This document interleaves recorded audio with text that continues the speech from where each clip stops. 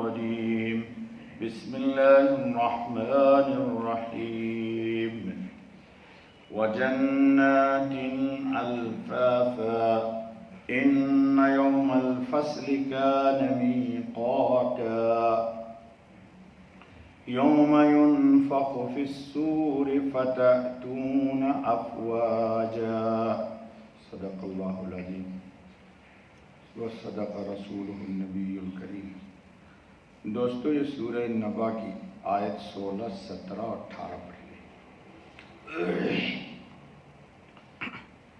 وَجَنَّاتٍ أَلْفَافًا، اور باغ پتوں میں لپٹے ہوئے، نعمتوں کا تذکرہ ہو رہا ہے۔ اور یہ نعمت کا تذکرہ ہو جانے کے بعد اللہ پاک فیصلے کے دن کا تذکرہ کریں گے کہ کبھی ان نعمتوں کو استعمال کر کے نعمت جس نے دی ہے اس کو بھول مت جانا، ایک فیصلے والا دن آنے والا ہے۔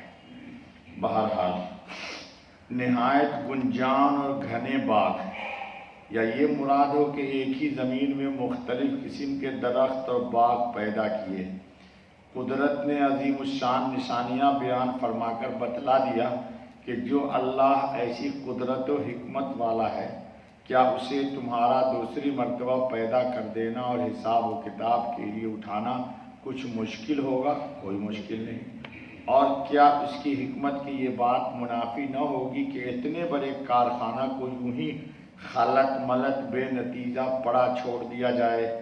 یقیناً دنیا کے اس طویل سلسلے کا کوئی صاف نتیجہ اور انجام ہونا چاہیے، اسی کو ہم آخرت کہتے ہیں۔ جو انجام کا دن ہوگا اس کو کیا کہتے ہیں؟ آخرت۔ جس طرح نیند کے بعد بیداری اور رات کے بعد دن آتا ہے، ایسے ہی سمجھ لو کہ دنیا کے خاتمہ پر آخرت کا آنا یقینی اور حتمی ہے۔ جب ثابت ہو گیا کہ جو ان چیزوں کو ابتدا عدم سے وجود میں لا سکتا ہے وہ دوبارہ بھی پیدا کر سکتا ہے، اور اس عظیم الشان سنسار کی ہستی بغیر اس کا خالق و حکیم ہو ممکن نہیں۔ دنیا کی کوئی بھی چیز بغیر اپنے کسی کے پیدا کیے ہوئے نہیں ہو سکتی۔ اس کائنات عالم کو اللہ نے پیدا کیا، اور کائنات میں سے کسی چیز کا وجود بیکار اور منافی حکمت نہیں۔ لا محالہ اس کا کائنات سے فائدہ اندوزی کے لیے کے بعد باز پرس انسان سے ہونا چاہیے۔ اس لیے سننے والے کو شوق پیدا ہو کہ فیصلے کا دن اور اس کی تفصیل معلوم ہو۔ اس لیے اب اگلی آیت کیا رہی ہے؟ ان یوم الفصل کان میقاتا، بے شک دن فیصلے کا ہے، ایک وقت ٹھہرا ہوا۔ فیصلہ کا دن وہ ہوگا جس میں نیک کو بد سے، یعنی اچھے کو برے سے بالکلیہ الگ کر دیا جائے۔ آج تو خلط ملط ہے نا، ایک ہی بلڈنگ میں، ایک ہی کمپنی میں، ایک ہی میس میں سب کھا رہے ہیں کہ کسی قسم کا اشتراک و اجتماع باقی نہ رہے۔ ہر نیکی اور ہر بدی اپنے مرکز پر جا پہنچے۔ ظاہر ہے کہ ایسا کامل امتیاز و افراق اس دنیا میں ممکن نہیں ہو سکتا کہ انسان کو انسان سے، اچھے کو برے سے چھانٹ دیا جائے، کیونکہ یہاں رہتے ہوئے زمین آسمان، چاند سورج، رات دن، سونا جاگنا، بارش بادل، باغ کھیت اور بیوی بچے تمام نیکوں اور بدوں میں مشترک ہیں۔ ہو سکتا ہے کہ شوہر بہت نیک اور بیوی بالکل اس کے اپوزٹ، نوح علیہ السلام، لوط علیہ السلام نبی، اور بیوی کافر ہے۔ قرآن نے شان بیان کر دی، فرعون کٹ کافر ہے اور ان کی بیوی پکی مومنہ ہے۔ قرآن کریڈٹ بھی پیش کر رہا ہے جی۔ ہر کافر اور مسلم ان سامانوں سے یکساں منتفع ہوتا ہے۔ اس لیے ضروری ہے کہ یوم الفصل ایک دن موجودہ نظام عالم کے ختم کیے جانے کے بعد ہو۔ اس کی تعین اللہ کے سوا کسی کو نہیں معلوم وہ فیصلے کا دن کن آئے گا۔ اب ذرا فیصلے کے دن سے پہلے ایک سور پھونکا جائے گا، اس کا اللہ تذکرہ کر رہے ہیں۔ یوم ینفخ فی الصور فتأتون افواجا، جس دن پھونکی جائے سور پھر تم چلے آؤ جٹ کے جٹ۔ حضرت شیخ الہند ترجمہ کرتے ہیں جٹ کے جٹ، یعنی جتھا جتھا، گروہ گروہ،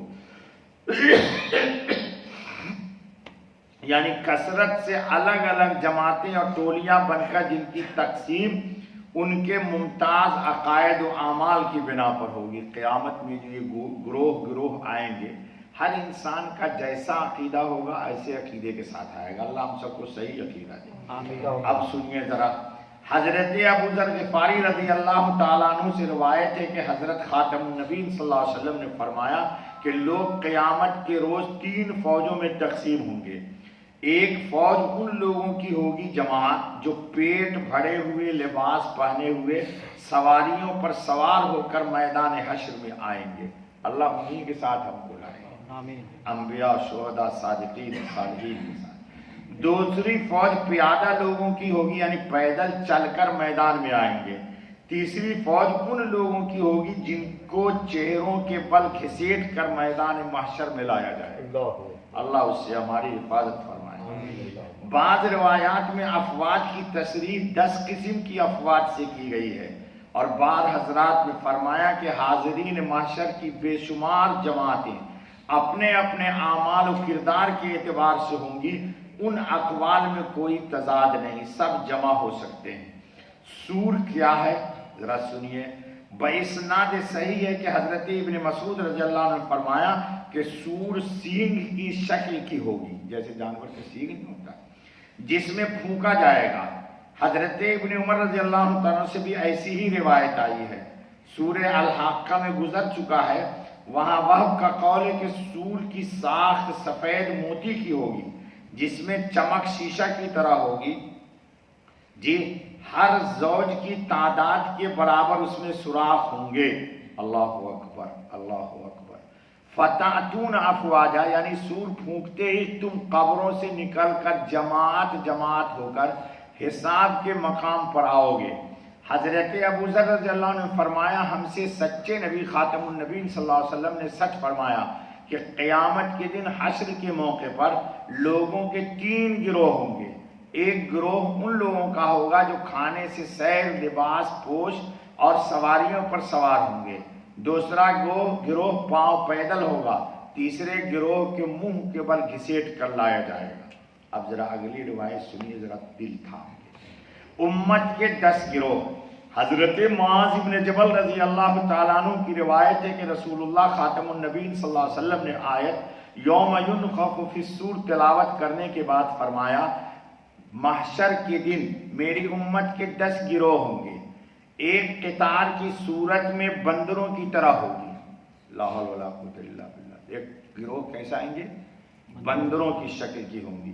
یہ قدریہ ہوں گے، یہ ایک قطار سوروں کی شکل پر ہوگی۔ یہ مرجیہ ہوں گے، ایک قطار سوروں اور کتوں جیسی ہوں گی۔ یہ حروریہ ہوں گے، ایک گروہ کی صورت گدھوں کی طرح ہوگی، یہ رافضی ہوں گے۔ ایک گروہ کی شکل چھوٹی چونٹیوں کی طرح ہوگی، یہ متکبروں کا گروہ ہوگا۔ ایک قطار چوپاؤں کی شکل کی ہوگی، یہ سور خور ہوں گے۔ لا حول ولا قوت الا باللہ۔ ایک گروہ درندوں کی شکل صورت کا ہوگا، یہ زندیق ہوں گے۔ ایک گروہ کا حشر منہ کے بل ہوگا، یہ مصور اور دوسروں کی عیب چینی کرنے والے ہوں گے اور دوسروں پر طنز و تان کرنے والے ہوں گے۔ ایک گروہ ناز ادا سے ٹہلنے والوں کا ہوگا، یہ لوگ مقربین ہوں گے۔ ایک گروہ ہوگا جو شکم سیر ہوگا، یہ دائیں طرف والے ہوں گے۔ ابن عساکر نے اس روایت کو نقل کیا، اور خطیب نے ان الفاظ کے ساتھ حدیث نقل کیا ہے کہ میری امت کے 10 اصناف حشر کے دن گروہوں کی صورت میں ہوگا۔ بعض کی صورتیں بندروں کی ہوں گی، یہ چغل خور ہوں گے۔ بعض سوروں کی شکل پر ہوں گے، یہ حرام خور ہوں گے۔ بعض سر نگو ہوں گے، ٹانگیں اوپر اور آنکھیں اور چہرے نیچے، ان کو اس طرح گھسیٹا جائے گا، یہ سود خور ہوں گے۔ کچھ لوگ نابینا ہوں گے، ادھر ادھر سرگرداں ہوں گے، یہ وہ لوگ ہوں گے جو فیصلے میں ظلم کرتے تھے۔ بعض گنگے، بہرے اور بے عقل ہوں گے، یہ وہ لوگ ہوں گے جو اپنے اعمال پر مغرور تھے، ہم بڑے نیک ہیں، یہ نہیں کبھی کہنا۔ بعض لوگوں کی زبانیں سینہ پر لٹکی ہوں گی اور ان کے منہ سے لہو اور پیپ بہتا ہوگا، اللہ بچائے، جس سے مجمع میں تعفن اور بدبو ہوگا۔ یہ علماء سوء اور واعظ ہوں گے جن کا کردار گفتار کے خلاف تھا۔ بعض لوگوں کے ہاتھ پاؤں کٹے ہوئے ہوں گے، یہ پڑوسیوں کو دکھ دینے والے لوگ ہوں گے۔ بعض لوگوں کو آتشی تختے پر صلیب دی گئی ہوگی، یعنی پھانسی۔ یہ وہ لوگ ہوں گے جو حاکم سے جا کر لوگوں کی چغلیاں کھاتے تھے، اور بعض لوگوں کی بدبو مردار سے زیادہ سڑی ہوئی ہوگی۔ یہ وہ لوگ ہوں گے جو نفسانی خواہشات اور لذات میں مزے اڑاتے تھے اور اللہ کے مالی حق کو اپنے مالوں کے ساتھ روکے رکھے رہتے تھے، یعنی زکوٰۃ، عشر وغیرہ ادا نہیں کرتے تھے۔ بعض لوگوں کو تارکول کی لمبی چادریں پہنائی جائیں گی، یہ رعونت، فخر اور غرور کرنے والے ہوں گے۔ اللہ تعالی ہم سب کی حفاظت فرمائے۔ بس بابا، سبحان اللہ بحمدہ، سبحان اللہ العظیم، سبحان